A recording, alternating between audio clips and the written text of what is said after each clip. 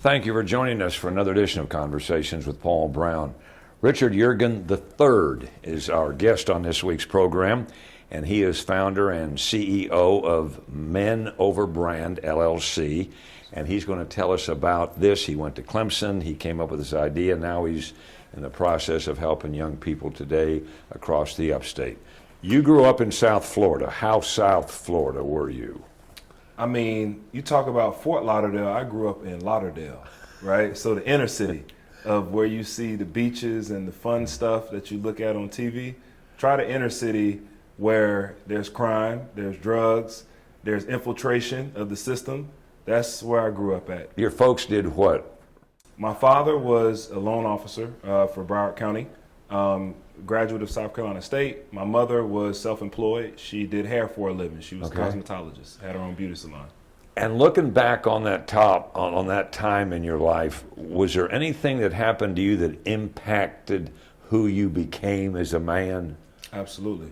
I remember one distinct day, I was in middle school and I decided I was going to play hooky and skip, because that's kind of what we did back then in those times. And I skipped this Saturday writing class where I was working on a particular paper. And the reason I was in this class was because I had become a disengaged learner by the 8th grade. And, I was pretty much at jeopardy of failing and becoming a statistic. I was in this class writing this paper, responding to this prompt. And this particular prompt, I put my heart and soul into it. I wrote, and I left it, and I didn't put my name on the paper. And so as I was leaving the class to go meet up with a buddy of mine named Marcus, a security guard spotted me and sees me. So I'm like, oh, security guard sees me. And then she getting on the walkie-talkie. She goes, we got a runner, we got a runner, we got a runner. And I'm running. I hit the gate, boom. And so now I'm on the other side, so I thought. But there's this voice in the back of my mind saying, go back, claim what's yours. Man, I can't believe you left your gift. Like, I'm being tormented in my mind. But I'm like, man, I've already made it this far. I'm gonna keep going.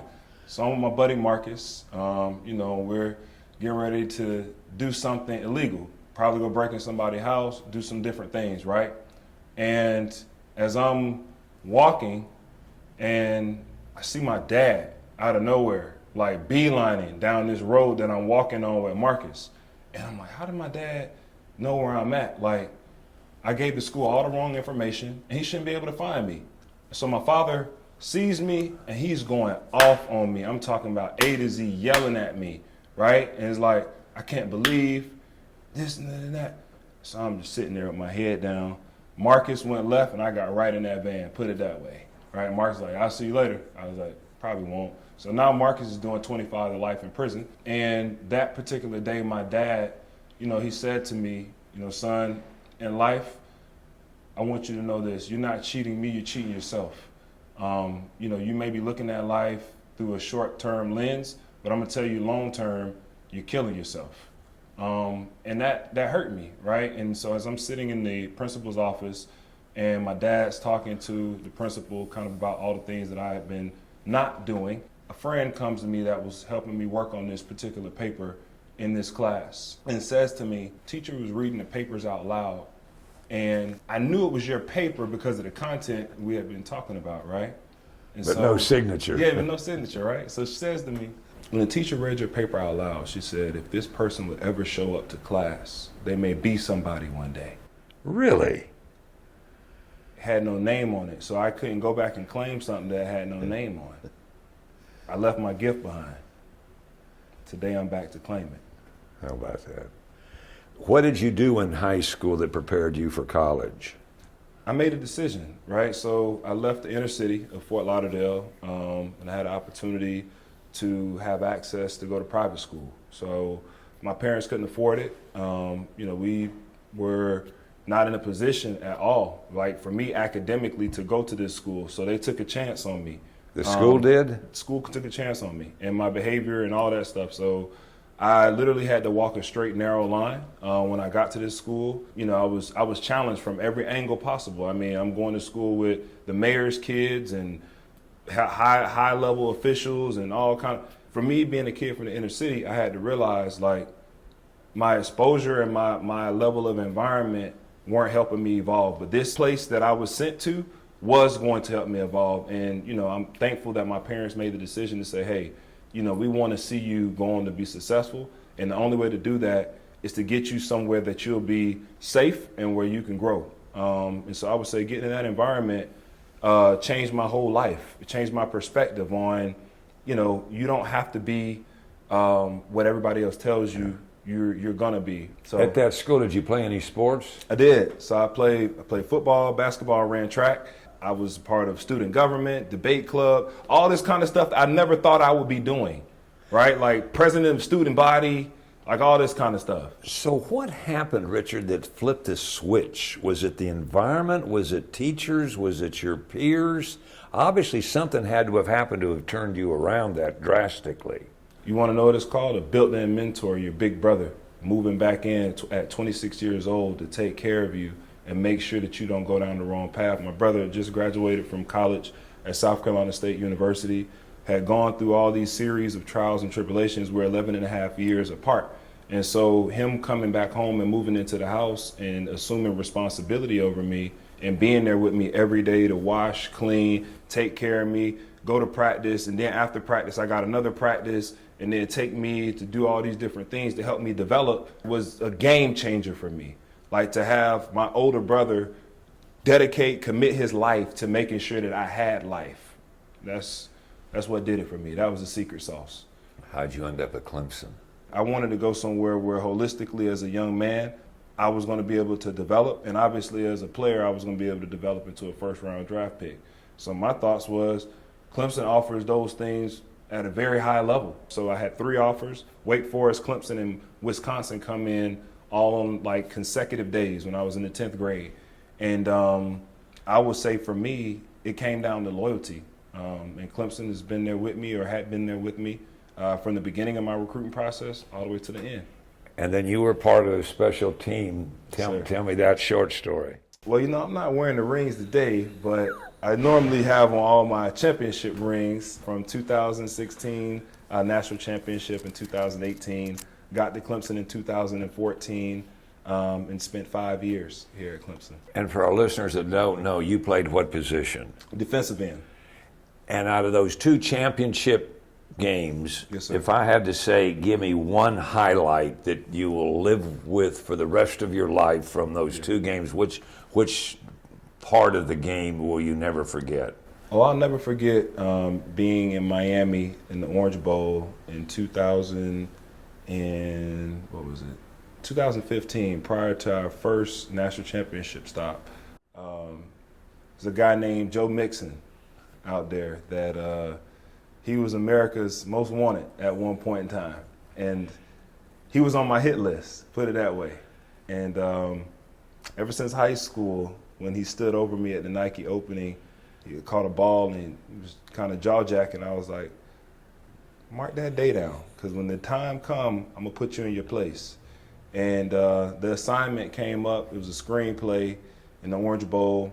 And I was running, trying to get to the ball carrier, and there was opposition in between me and the ball carrier. And let's just say I defeated the opposition. And he was laid out on his back, praying to God to get him up after what I had done to him. So, that'll stick with me. That was in my hometown. And I became a hometown hero and made a name for myself that day, very early on. Our guest on this week's edition of Conversations with Paul Brown is Richard Yeargin III. And when we come back, we're going to tell you what he's doing today.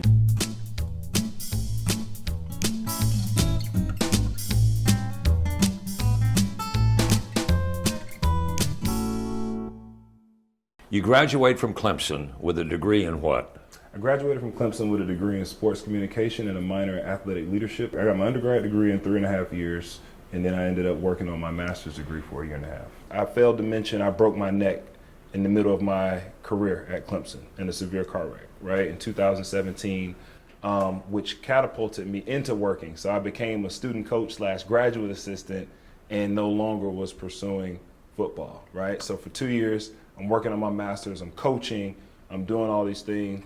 Then transition, I go to Boston College, spend some time there, win the Brian Piccolo Comeback Player Award after 2 years of recovery from surgery on my neck and everything. And so fast forward beyond all of that and getting another master's degree from Boston College, I start teaching sixth grade science. It was my first job after having gotten done with school, having gotten done with football and everything, and coaching high school football. Where?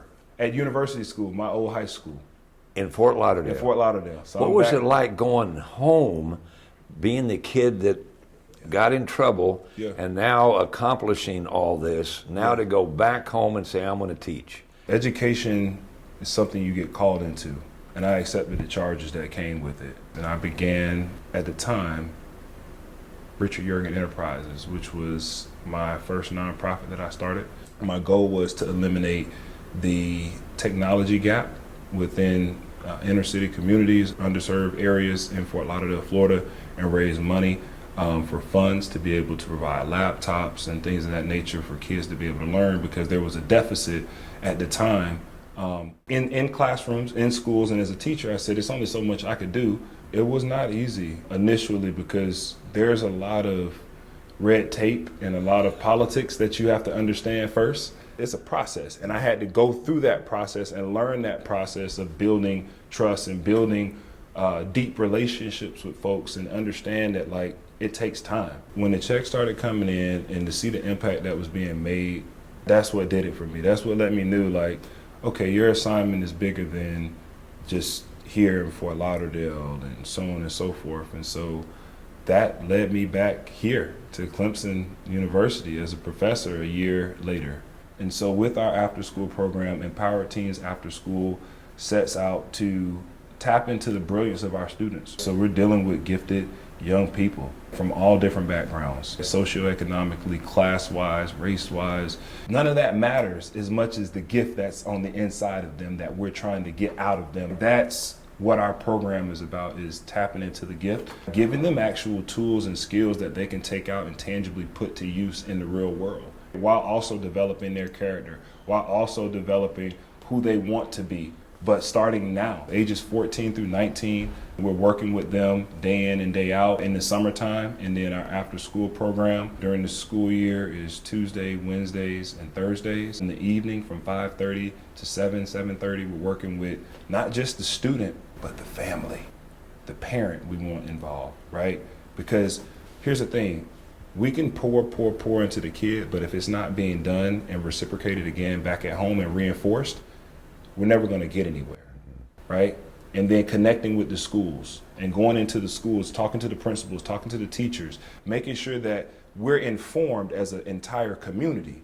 And so for us, it's a building process. The work isn't done. There's still so much work to be done. I mean, when you think about the statistics that are out there as it relates to reading, writing, math scores, I'm so concerned. And that's what keeps me up at night and keeps me worried at night, is there's another young man, another young lady out there that's struggling just like I once was, right? And so I see myself through them, and I know that it's important for me to get them the information that they need in order to succeed and evolve into who God has called them to be.